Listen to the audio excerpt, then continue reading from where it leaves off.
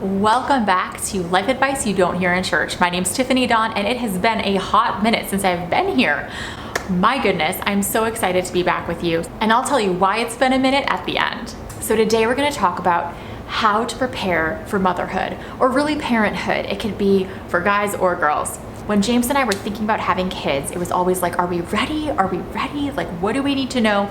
These are 5 things that you need to know, and you can do right now, whether you are single, dating, married, trying for kids, not trying for kids, in any stage of life. These are 5 things you can do. And they're things that nobody really told me, and I think it's helpful to know ahead of time. So number 1, top tip to get ready for parenthood. By the way, I'm wearing a Cocomelon Band-Aid. That's how ready for motherhood I am right now.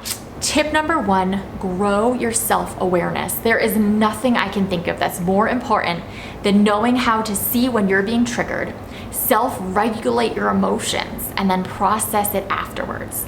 When it comes to parenting, your kids are going to say or do things that will trigger you, or you're going to be tempted to parent out of your own fears and insecurities, and making decisions based on those does not lead to great places. So it's so important to be self-aware of your triggers, of your past, of how those affect you, of what makes you get really angry, and be able to, in that moment, calm yourself down, take a breath, meet your kid with this calmness and peacefulness instead of this angry tirade that exploded out of nowhere. So 2 things were super helpful for me in developing self-awareness. Number 1, therapy. Therapy. I cannot tell you how much counseling made a difference in my life, helping me understand myself, see my blind spots, learn how to process through some of those hurts so I wasn't triggered as easily, and know what to do in the moment. If you don't have a counselor and don't know where to look for one, I highly recommend my sponsors, Faithful Counseling. It's all online with Christian counselors who are also fully licensed and credentialed and experienced mental health therapists. And you can choose how involved you want faith in your sessions, from strictly clinical to very involved. It's up to you. So I highly recommend checking them out, faithfulcounseling.com/Tiffany Dawn. And if you use the code Tiffany10, it'll get you 10% off your first month with them. The second thing that was so helpful for me personally was learning the Enneagram. I read The Road Back to You, also linked down below, and that book helped me understand myself so much better, understand my personality, the things that I struggle with, my weak spots, my blind spots, my strengths, how I can grow as a person, and also to understand other people, like my husband and also my kids.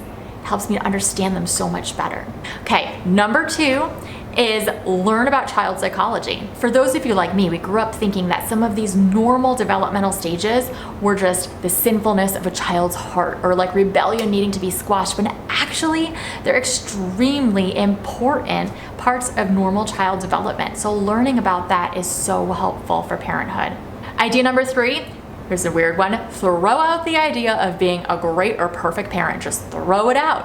Instead, focus on being an engaged parent, getting in tune with your kids, being present, working hard. Nobody is a perfect parent. We all make mistakes.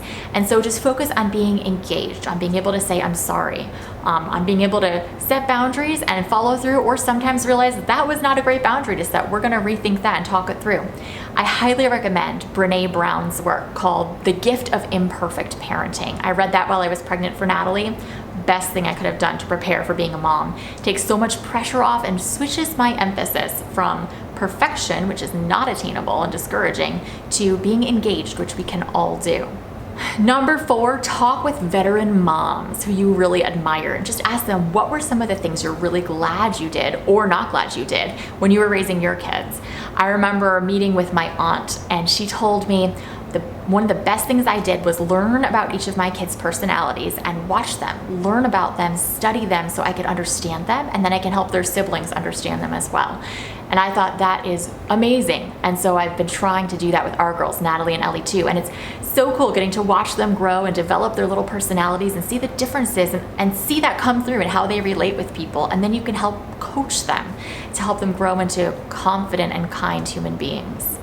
And my last tip is get flexible. There is nothing you can do to be totally prepared for parenthood. It is going to throw curveballs at you. Every single kid is different.